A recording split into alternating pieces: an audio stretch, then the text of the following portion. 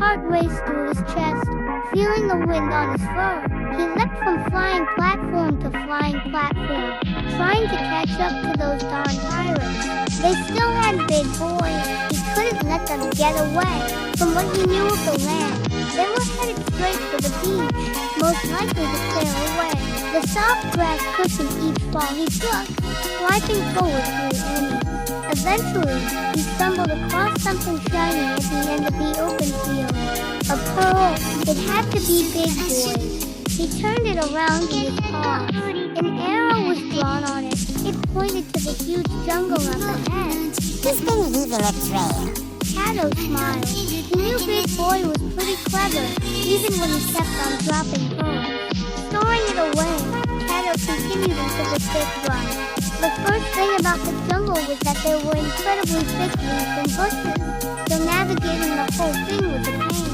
It took multiple swipes with his claws to even break one vine. He resorted to just leaping over that. He was an agile cat after all. Leaping onto a large vine, he swung over a huge stick with the vine, then landed successfully on the other side. He smirked and continued forward. That smirk lasted until he heard small squeaks coming from the tree. He looked around, keeping his claws drawn. Suddenly, something flew down and swiped at him. What the? Kato looked up. Wow! Jungle bats were looking down at him from the trees with viscous hair. Another flew down at him. Kato quickly jumped and swiped, taking it out with ease. Multiple more started to attack at once. Quickly, Kato ran, rebounded off the wall, and took out a row of bats all at once. Careful to not fall into the pit behind him. The remaining bat hissed and dived at him. With quick thinking, Kato leapt up and let the bat dive into the pit instead. He ran past them and jumped onto a high place with a shiny pearl atop it. It pointed forward. Kato looked up, seeing the sun shine through the trees.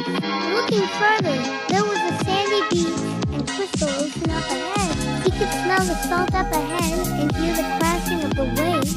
He was close. Aye! Something called out. A dark silhouette jumped down in front of him, drawing a sword. The cat was scraggly and small. It had a similar figure to Hissing Boy, a small python that he knew back in the village. The scratchy brown fur and yellow eyes glared at him. Or just an eye. Really, the other was covered by an eye patch. Oh great, more pirates. My name be Cyclops. Here.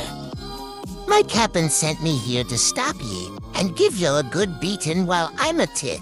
With how small you are, I doubt it. Kato taunted. Enough talk.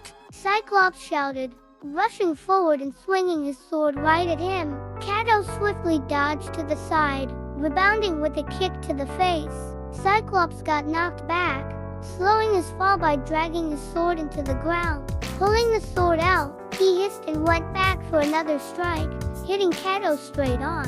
He meowed in pain, trying to think of a good strategy. Suddenly, a good idea hit him.